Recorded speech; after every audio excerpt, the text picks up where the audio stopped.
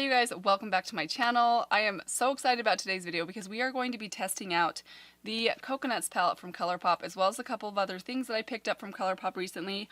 I feel like people have been going nuts for this palette. I've had so many comments from you guys recommending it. I've seen so many really positive reviews on this thing. I've also seen it popping up in a lot of people's favorites videos over the last couple of days. So that is what we are going to be doing in this video today. Creating this makeup look that I have on my face right now using the Coconut palette. Also testing out the hyaluronic acid setting spray, and I'm going to be talking to you guys about a couple of other palettes that I picked up from Colourpop as well. But I hope that you guys are excited about this video. Any of you that are newer to my channel, welcome. I hope that you'll consider subscribing if you haven't done that yet.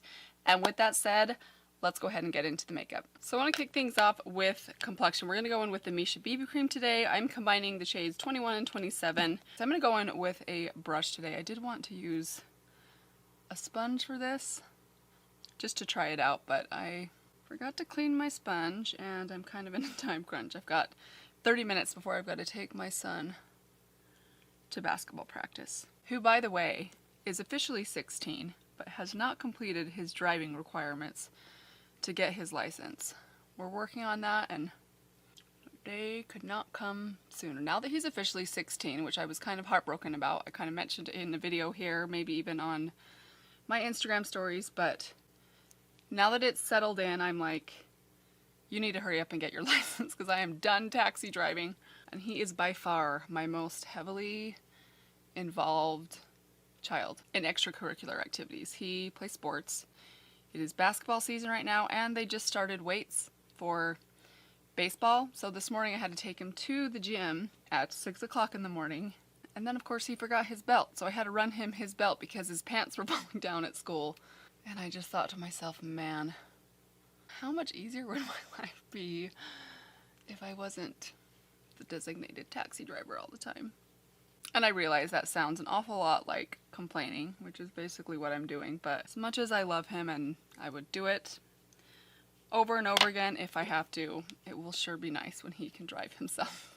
Alright, so there is foundation. That stuff is just so quick, so easy. I really love it. I did hear in a comment from one of you that it kind of broke you out, which is interesting. I haven't found that with me, but it is a pretty heavily scented. It's one of my more heavily scented foundation or base products that I own. And now we're going to pop a little bit of concealer on. I'm just going to take my Too Faced multi-use sculpting concealer. So I'm definitely having a couple of little troublesome spots on my face, all of which are my own doing. I know I talk about this a lot, but it was another one of those situations, once again, where something bothered me on my face, so I picked at it. It's like biting your fingernails or eating potato chips. Once you start, you can't stop. So now I have all these little tiny little zits that probably would have been nothing at all if I would have just let them be. So I do want to finish off the complexion. Let's go ahead and dip into the Hourglass palette. I want to try and use this a few more times on camera because I've had so many questions from you guys about this. I talked about it in my favorites video. I do really enjoy this product, but I really want to use it for you guys just so you can kind of see in action and maybe judge a little bit more for yourselves, since I am so kind of ambivalent about it. I really like it, but I feel like I should like it a lot more than I do. I do just want to mention this though. I felt that way about the Charlotte Tilbury for a very long time. It was months before I fell in love with this thing because I just knew it was so expensive. I'm going to dip into the bronzer first.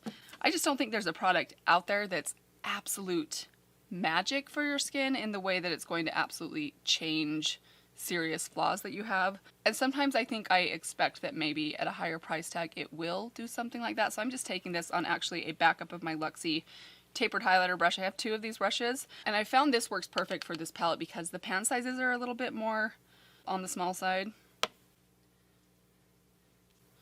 But man, look at that bronzer though. I mean, that's gorgeous. I definitely can see myself changing my mind on this product. Just maybe need more time, which is unfortunate because I've had a few questions from you guys asking me, okay, once I get the go ahead from you that this thing is worth it, I'm ready to buy it, but I want to know how you feel officially. And that's definitely a little more pressure than I can handle. I don't know that there's anything I can recommend so highly that costs so much, because I just think there's so many things that go into consideration when you're buying something that's expensive. I think that there's a lot more at stake, I guess. I just feel more comfortable recommending things that are more affordable because I know that if by chance it doesn't work out for you, it's not financially going to like feel like a punch in the gut. But when you're buying something really expensive, if it doesn't work out for you and it was on my recommendation, that can be a financial punch in the gut, and I don't want to be responsible for that. So I don't know, does that make me a coward? I'm not really sure. So now I'm just taking the two blushes mixed together right here,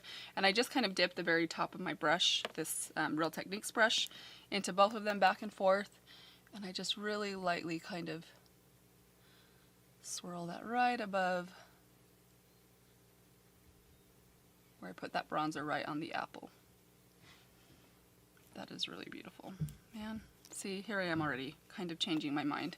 So I'm filming this on Monday. It is Cyber Monday today. So during the Thanksgiving break, I was kind of agonizing and stressing over all of the holiday things, all of my shopping list items. I'm going to take a little bit of the setting powder in the middle and put that under my eyes. I was stressing about it, but I just couldn't like organize myself and get in that mode where, okay, I'm ready to do it. I'm ready to knock things off of my list. Until this morning, I had my checklist in front of me. I went to Amazon, Walmart, Best Buy, and just boom, knocked everything off of my list. And it made me think about this interesting part of my personality. And it is this: I am someone that I build things up and stress about them in my mind. So now I'm just taking the highlight in here, which is this shade right here. But I build things up in my mind and stress about them to a much greater degree than what they actually are. I mean, it really did not take me that long to knock almost everything off of my shopping list. And I've spent so many hours stressing about it. And I do that with so many things in my life. When there's something hanging over my head, rather than like tackle it and just get it done so it's not hanging over my head anymore, I'll sit there and stew about it, sometimes for days or weeks at a time, until I finally get around to doing it, and then I realize, that was not that bad. And I don't understand why at almost 40, I haven't learned to not do that anymore and actually just get the thing that's stressing me out done so that it doesn't stress me out anymore. Let me know if I'm alone in this. I would love to know if any of you guys are kind of the same way. And it's not a big deal, it all works out in the end, but I just feel like I would be a lot more relaxed and happy if I could just learn to be a little bit more efficient with my time. So now I'm going to go in with my Ulta brow pencil, and we're just going to not do anything too precise. I'm just kind of filling in some sparseness. Alright, I'm going to pause there for a minute. I have to run my son to basketball practice. I will be right back, and we will move into the eyeshadow palettes. Okay, so I'm going to start off by priming my eyes with just a little bit of this Profusion eyeshadow primer. Little update on this. It's okay. It's not as good, I don't think, as even my Wet n Wild eyeshadow primer, which you guys know that I really love. It has a light amount of color to it, so it does cancel things out just a little bit, but it doesn't really grip onto my eyeshadows like I feel like my Wet n Wild one does, like I think the Too Faced Shadow Insurance does, even the Urban Decay Primer Potion does. So as I mentioned, we are going to dip into the Coconut palette, the Going Coconuts eyeshadow palette from Colourpop. I haven't opened this one up yet, but I thought we could open it up together, and I do want to say this.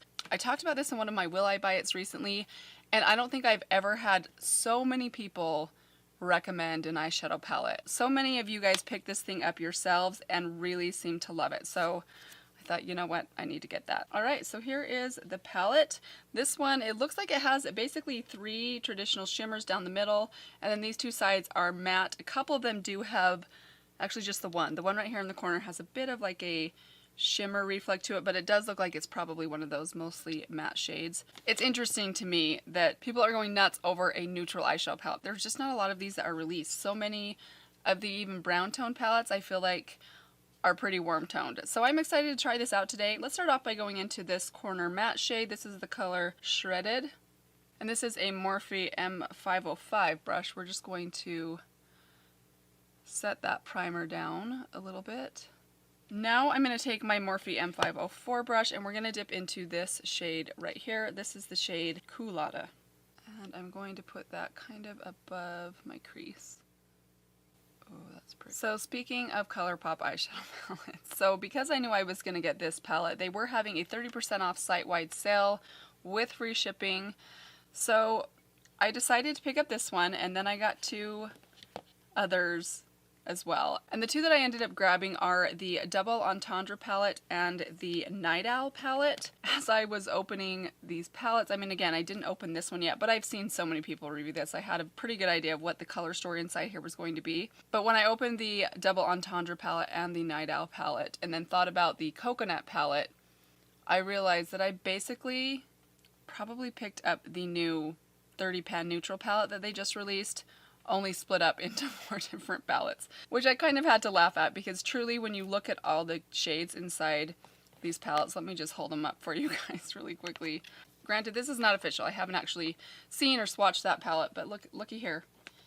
That's an awful lot of neutral shades. I kind of don't know what I was thinking. There probably are some near repeats even in these 3 palettes that I ended up grabbing. Don't get me wrong, I am excited to have all these. I'm super excited about this one. I'm really excited about this one. I used this yesterday on Sunday, but still when I look at the 3 side by side, I realize I picked up 3 palettes that are almost the same.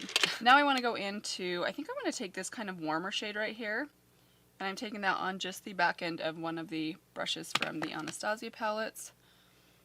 Okay, I'm already loving this palette though.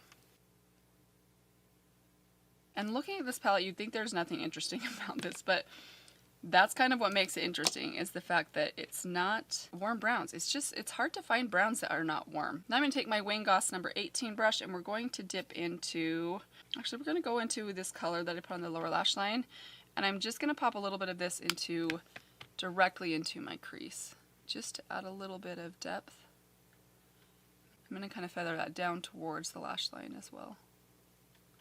Okay, and now I want to take a little bit of this color right here on the same brush. I'm not going to bother wiping it off. This is the color Nutty, the dark brown in here, which looks like a really pretty, slightly cooler tone brown. And we're just going to kind of build that up on this outer lash line. I'm going to just pull what's left over slightly into my crease, just to kind of deepen up this area right there.